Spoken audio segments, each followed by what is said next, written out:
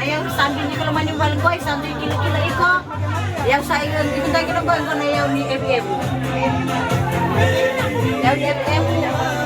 Ayaw sa ibutang kinabuhan ko, ayaw ni Konua. Dayuni. Akin ayaw ni Kana. Benkana. Ayaw sa ibutang kinabuhan ko, ayaw ni Nando Rambo. Akin ayaw ni Suksuk. Maka Akin nilin.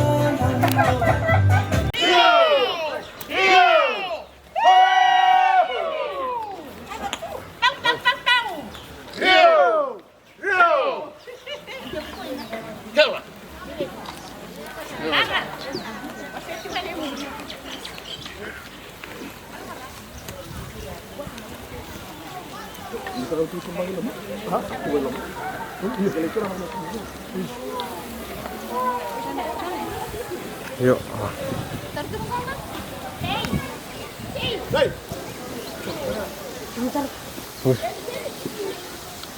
Niyaw sa tiko. Ito na ba nung kaura? Nakuswele mo yung nakaunit na buwa. Karena sa unipan mo ka buwa. Kinalomanin ng pure nito. Iwan mo, naganay tiko-tiko mga tura, naganay tiko-tiko ni Viliutas. Kena-kenawi ako sa Vita Dini. Sa ako tiko may lialiyaw sa tambalik tiko doon, tiko na nung turang at kireme ka musot tiko niya. Kung binakatuna singa ni Kuwa, sabi kita ba kinabitan na siya sa debo na bono na korsa na naman daw tabi tiko may naman daw tala ni bono na po kung ibinto ko di sa nila ka naman daw may linga diyan na ka. Kung binakatuna na siya ni Kuwa, daw sama yung dami, naging dami baka turang na gana umaninggal, ilan na gana matanin singa. Liwat ko na ganang matalitangi.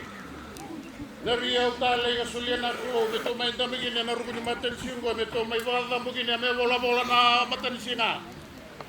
Kabola-bola na kalaw. May balit yan na itam. Bimbi waro may karami na singa likuwa. Doon na nung may mga may lingad yan. Doon na kaliabu. Yung talaliban mo na singa likuwa at tikay sara. Baka binakatiwin niya na singa likuwa. Aw sa may tingin ko na ka na tamata.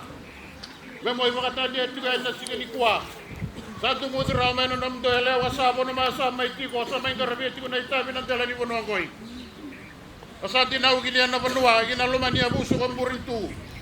Na sige ni Kuwa doon na lingal niya, awang bawang tiyan ni Bogi Bunto, na ipala-pala Koy. Na ipala-pala Koy, sa ambulat yun na luman ni Bunua, iwato kaloko, na kinataw maro, inalawa. Yan ang dala ni Bunua, iwato kaloko, may balit niya tiko. Na itang bimbi di baka tumuka may na kami ng dala di wala. Sabo kami na binakatugin na baka lebo naman daw rawat ko may. Kung na ba ito ni Vanua usama yung gulo tigo mataman daw na umenisaw na singalikuwa. May balat yan tigo na iyaw lebo sa tigo ay matako ng daan yung sa tigo ginyago. Ikaw na iyaw tigo ni Solem. Iyaw tigo ni Vanua. Kaya na baka roko-roko tayo na kaya na iyaw na lewan din. Ito usama yung wali-wali mataman daw baka Vanua na singalikuwa. Sabi ko niti ko nila, doon ko na kena imbalik-balik na Banua. Meron ni ato kiniya na biba kalungat taki, menaluti na luman ni Bubali. Saan niya tinggoy na iyaw, may imbaliti na bunga ko tiko. Baka nini natin ko miti ko na kena ilo mga turanga. Na iyaw sa tiko ilo magoy. May imbaliti tiko na iyaw ni ngoni. Saba ka nini natin ko miti ko na kinetiko ba ito. Saba naman ang ngoni. Arasamay mo lang kaumbulan ng lumanin ng kuya busa. Luman ng kumatanggali. Arasamay karamihan na talaga ni Banua. Arasa tumbuti ko ng dala ni Banua. Saba ka ro-ro tagitiugin yan natina na ngandinara na siya ni Kuwa. Saba ka nini. Nina din ko miti ko na kinetiko mo katurang. Nayaw sa ati ko may saw. May boleti ati ko na ikali ni Subu. May boleti kirati ko na ngandi na inabugog. No susungi may suwe, kasare pa may makasauri, rasa tubat na kinyamay.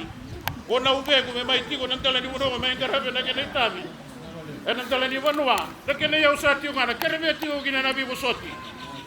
Kaya mo niya nakatigalin ko na yung malamala, inanonton dala ni Banua, mga turakan, tapos sota ka, na yung malamala, yung saan ati yung nagkinayaw. Di nyo nang maroroy mga Banua, Kena ya usa tiko sa ba ni ndo na tiko metu na nongo ni tura. Bila tiko na kana mata ni singa di kwa. Be ko ndai tagi na non to bi voli ni singa di kwa. Atika na kana itu tuku matau. Salai na ya usa na tiko matamdo. Gai na bonon rabu singa na bono makawa. Ara sabi talaya kina matu ara sabi ni vano ina bono rabu ni tao bono gini ya. To sabo tiko ba to biga tiko ndala du bonwa. Amaro na kana ito na kana bala.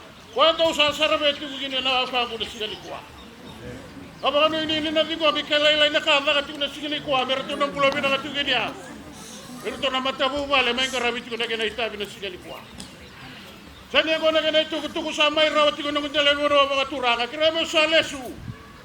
Dala tu may ginala kana mo no ya may bati ko may sele mo may na korsako. Lo mani kana ito ko mga turaka bati ko may na panuay mo to kaloko. May wagi duru ko na mamsa may do mata tiko na kana dala ni bonwa. Anong kuya man na kana tamata o kana domo. Ama tiko ni batu ni bonwa. Di kana yaw sa may da vila o tay tiko na kana ilava. Laylay sara.